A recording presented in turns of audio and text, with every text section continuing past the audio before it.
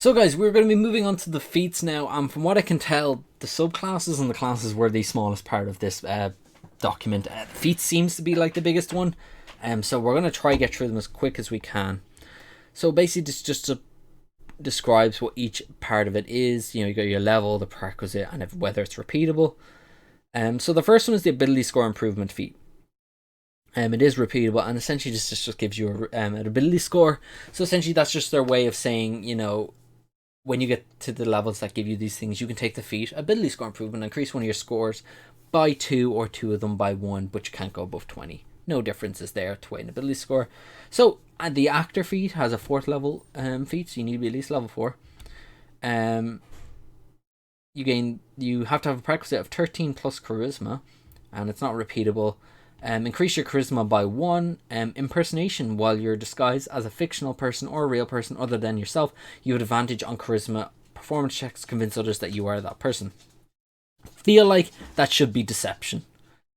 I really feel like that should be deception rather than while you're disguised as a fictional or real. Yeah, I feel like that should be deception, not performance, if I'm being honest. Mimicry, you can mimic the sounds of other creatures, including speech, to mimic a sound or a way of speaking. You must listen to it for at least 1 minute. Anytime thereafter, you can make a performance check to perform the mimicry. On success, you perform it convincingly for up to 1 hour. Now, that makes sense to be performance because you're actually attempting to do something, but I feel like this one should be deception, but that's just my opinion. Moving on. Athlete, you need strength, dex, or constitution at 13. Increases one of those ones by 1. You gain a climb speed equal to your speed. Hop up, when you are prone, you can right yourself with only 5 feet of movement. Great. Jumping, you have advantage on any ability check you make for jumping. That just seems to be a lot more of a quality of life type of stuff, whereas the actor seems to be definitely kind of new abilities. Yeah, no complaints about that one. I like I like those abilities. Charger, 4th level feat, proficiency with any martial weapon. Increase your strength or dex by 1. Improve dash, when you take the dash action, your speed increases by 10 feet for that action. And then charge attack, if you move at least 10 feet in a straight line immediately before hitting with an attack. As part of the attack action, you on your turn choose one of the following effects: gain 1d8 bonus to the damage, or push the target up to 10 feet, provided the target you push is no more than one size larger than you. You can use this benefit only once in each of your turns. It seems a bit weaker compared to the 2 we've already seen, but I mean, if that's the type of character you want to play, yeah, I mean, it's great. I feel like that would work better maybe as a level 1 feat, if I'm being honest. Level 4 seems a bit but it'd work well as a level 1 feat. Crossbow expert, proficient with any martial weapon. Crossbows, increase your dex by 1. You ignore loading. Firing in melee doesn't give you disadvantage. And dual wielding, you can make an extra attack of the light weapon. When you make the extra attack of the light weapon property, you can add your ability modifier to the damage of the extra attack if that attack is with a crossbow that has light property. So essentially allowing you to dual wield light crossbows or hand crossbows. So that's kind of cool. And not much changes there to the crossbow expert, if I can recall. I like it. Yeah. These two, I'd say, are the big ones. Ignore loading and the no disadvantage when they're within 5 feet of you. That one there is just if you want to dual wield the 2 hand crossbows. Defensive Duelist, dex of 13. Increase dex by 1. Parry, if you're holding a finesse weapon and another creature hits you with a melee attack, you can use your reaction to add your proficiency bonus to your AC for that attack, potentially causing it to miss. That's a great ability. That's it. Oh, there's no more. The next one's a different thing. Actually, I really like that. That's a great ability. It would work well if you're going for the whole rapier build of like a rogue or I don't know, a dex based fighter or something. I like that. Defensive Duelist. Dual wielder, fishing any martial weapon. I'm curious to see what they've done with this one, because dual wielder was always really, to dual wield weapons in 5e was always so lackluster and just a really poor build in general. You were better off just attacking with one weapon multiple times. So increase your strength or dex by 1. Enhance dual wielding, while you're holding a weapon with the light property in one hand, you can treat a non-light weapon in the other hand as if it has the light property, provided that the weapon lacks the two-handed property. Okay. Quick draw, you can draw or stow 2 weapons that lack the two-handed property when you would normally be able to draw or stow 1. It doesn't seem to be much change there. All it does is allow you to have a weapon in each hand, essentially. So essentially you still have to have a light weapon in one hand. and then you can put whatever you want in another hand, so you can't dual wield long swords. Ugh. Dual wielding, I just want it to work, and that doesn't seem to have done it. I'm a little bit disappointed there. Durable, con of 13, increase your con by 1. You have advantage on death saves. As a bonus action, you can expend one of your hit die, roll the die, regain that number of hit points equal to. What a feat. Whoa, that's amazing. That's amazing. Yeah, durable's good. That's a great feat. Elemental Adept.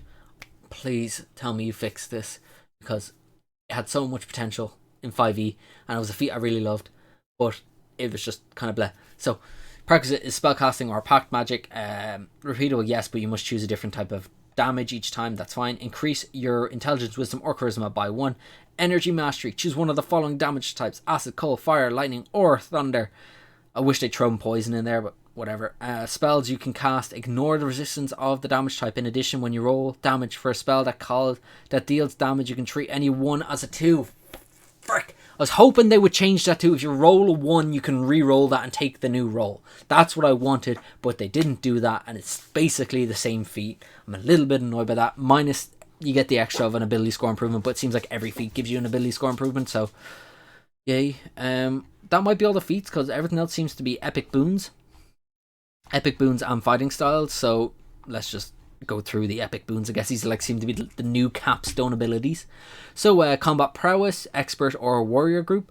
When you miss a melee attack, you can hit instead. Once you use this feature, you can't use it again until you roll initiative. Oh great, so that's just if you miss once, you can make it hit instead.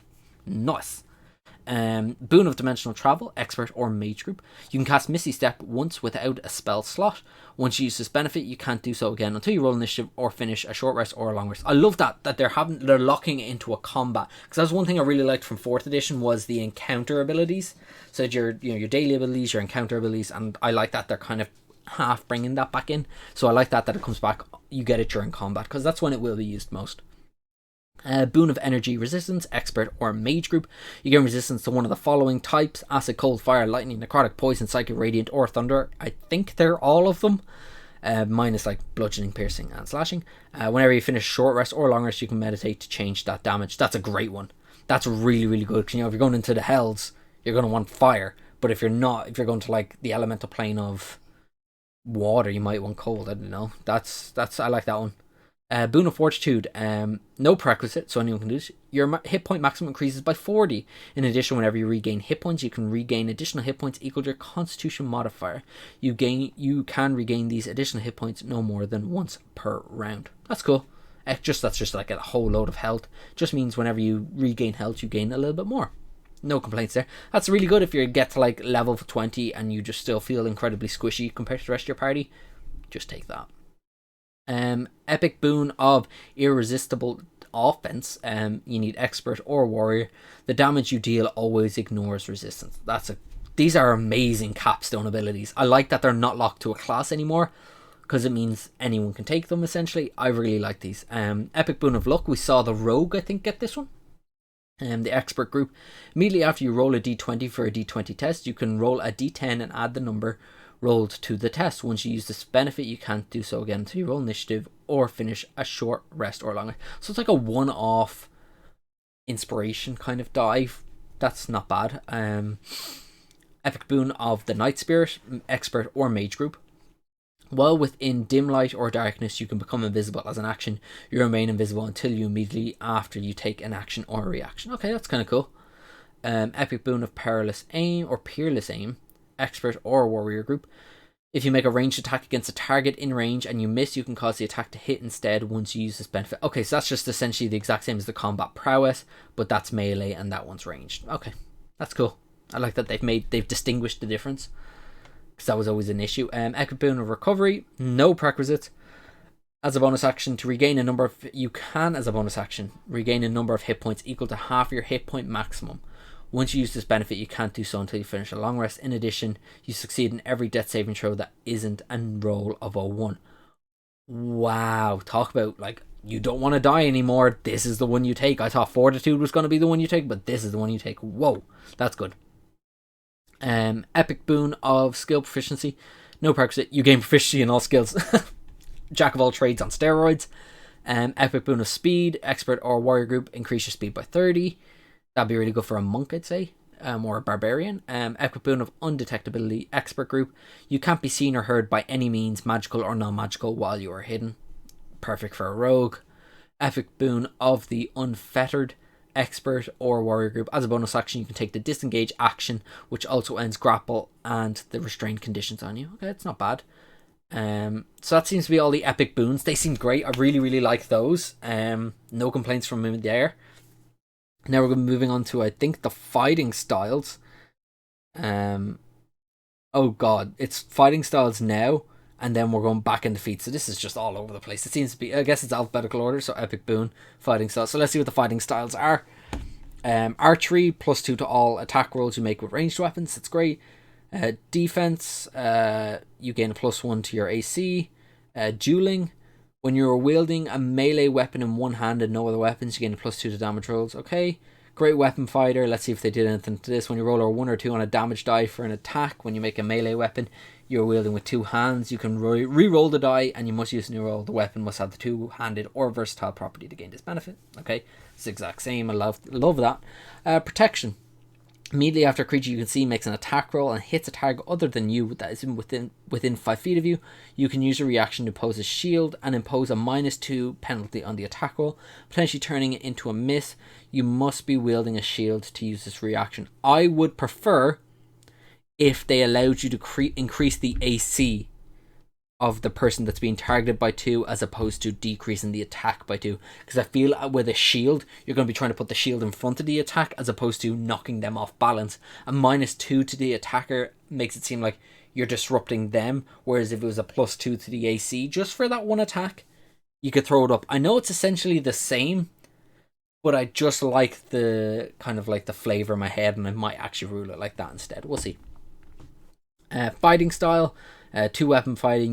When you make an extra attack of the light weapon property, you can add your ability modifier to the damage of the extra attack. It doesn't look like they've made dual wielding better in this, which is a little bit annoying, but sure. Grappler, so we're back to feats now. Strength or dex of 13. The fighting styles, they more or less all seem the exact same from 5e, so no change there. The Grappler, your accomplished rush or whatever, increase your strength or dex by 1. You have advantage on attack rolls against a creature grappled by you. You aren't slowed when you move a creature grappled by you, provided the creature is your size or smaller.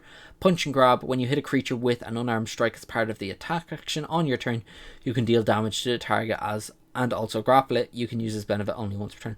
Okay, so definitely seems like they're allowing you to kind of become a wrestler or like a hand-to-hand fighter outside of the monk.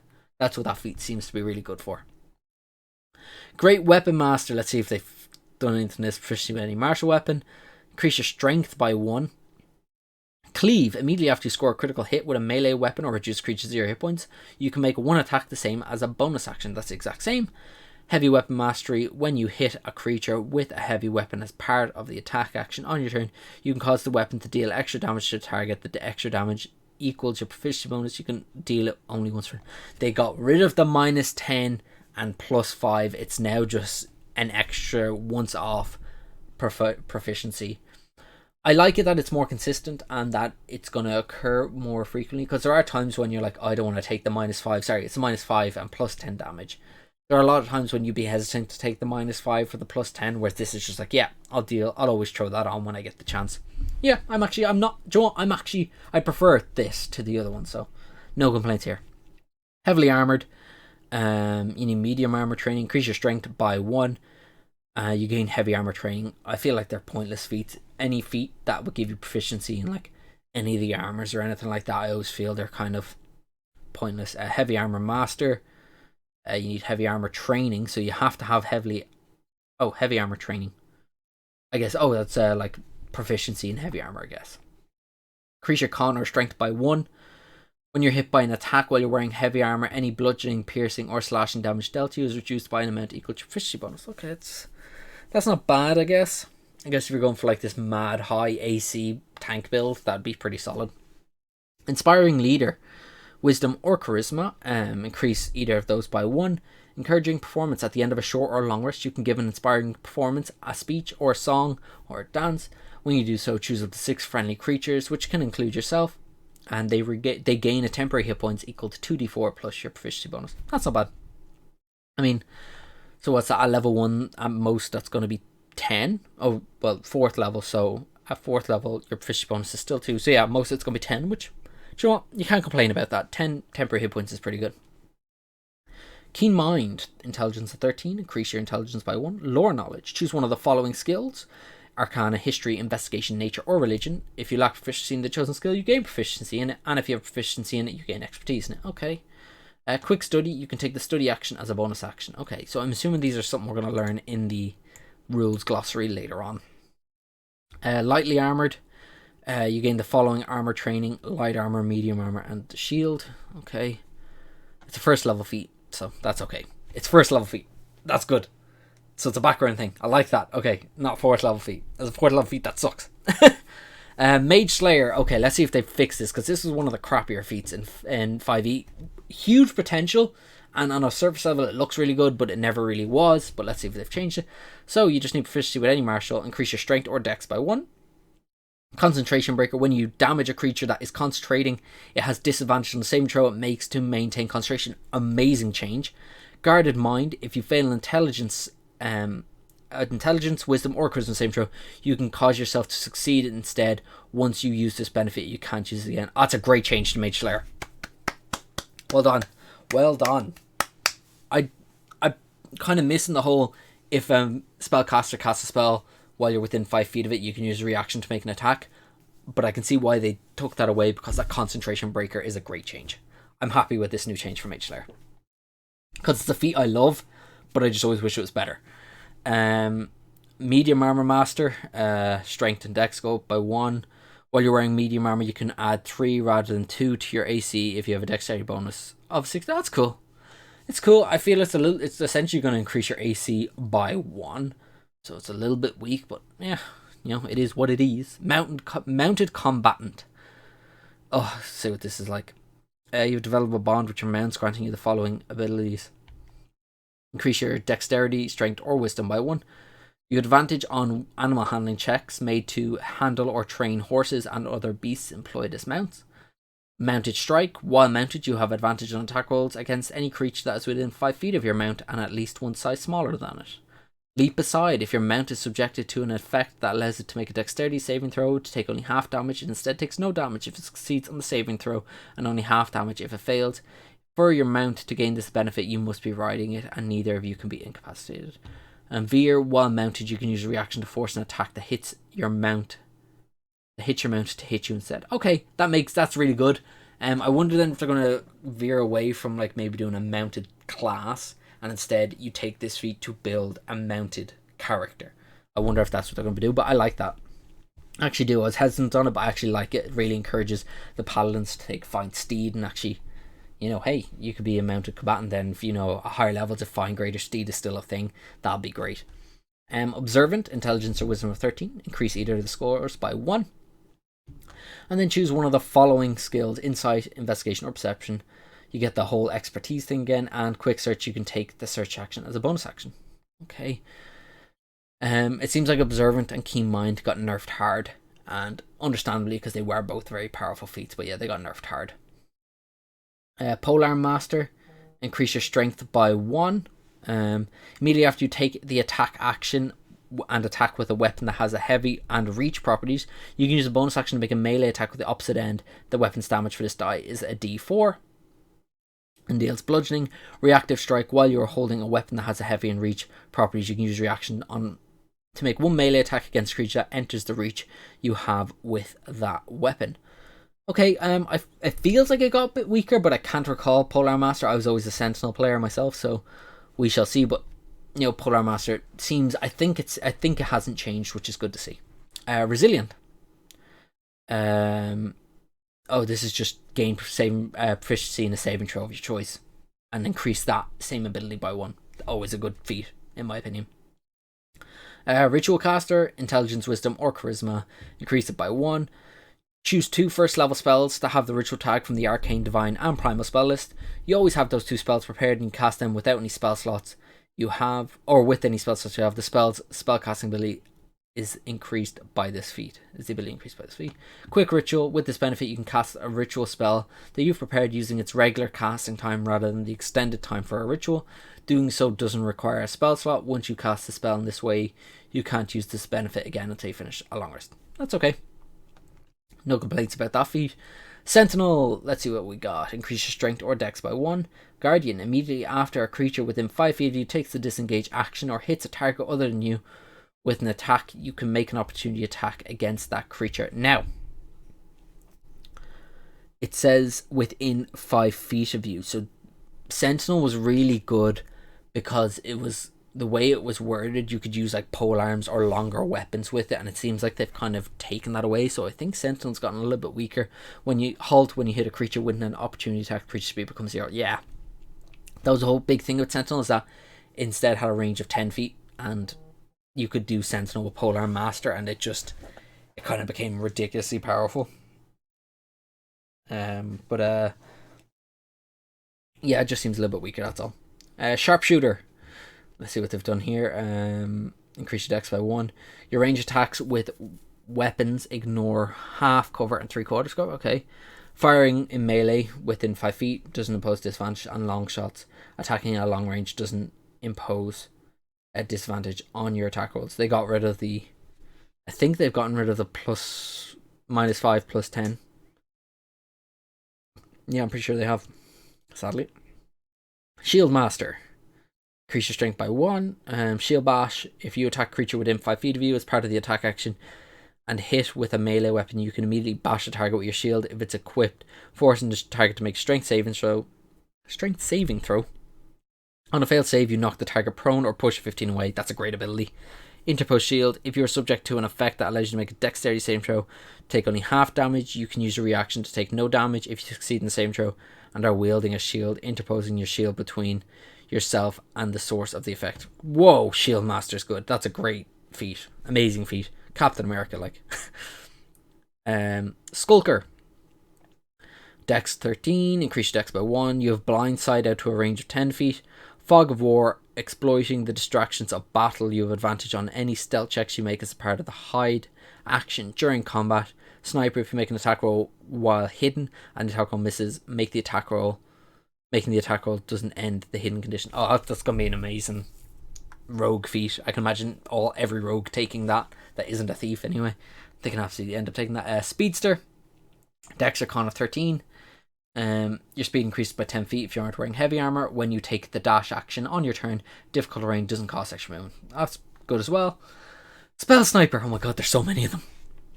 Spell Sniper.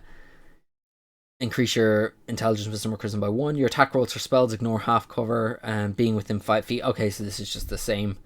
When you cast a spell that has a range of at least 10 feet and that requires you to make an attack roll, you can increase the spell's range by 60 feet.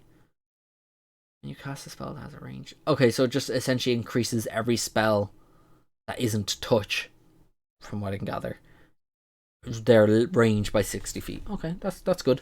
And Warcaster is not the last one. Weapon training is, but Warcaster was a huge feat in 5e. A lot of spellcasters took it, so let's see what they've done. You have advantage on Constitution saving throws to maintain concentration spell. They kept the best part. Wrap it up, we're done, folks.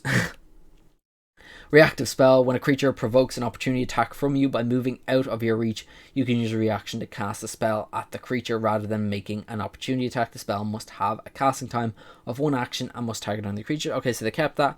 And you can perform the somatic components of spells even when you have weapons or a shield in one or both of your hands. Warcaster stayed the same. I am very happy. And then weapon training. You gain proficiency in martial weapons. What a crappy feat they ended on. But anyway. I will quickly glance at the spell list, but they are huge, and so I'm not going to go through them in a video. Don't worry if you want to look through them all, but like you can kind of get sense. I wonder if they made Fireball. I assume is arcane. Yeah, there it is, evocation. But like, look how long these spell lists are. So they're huge. But you know, I'm happy with how they've divided everything up. Yeah, what do you think of the feats, the fighting styles, the epic boons? I'm really excited about those epic boons. They seemed awesome. I'd love to know what everyone else thinks. Please say so in the comments what you think on some of the changes from 5e to this one. I'd love to know what everyone's thoughts are. If you're enjoying the content, please give the video a like. Make sure to hit the subscribe button. Hit the notification bell, that way you won't miss our final video on this Unearthed Arcana, which will be the rules glossary, which will be up shortly. Thank you all for watching, and I'll catch you all in the next video.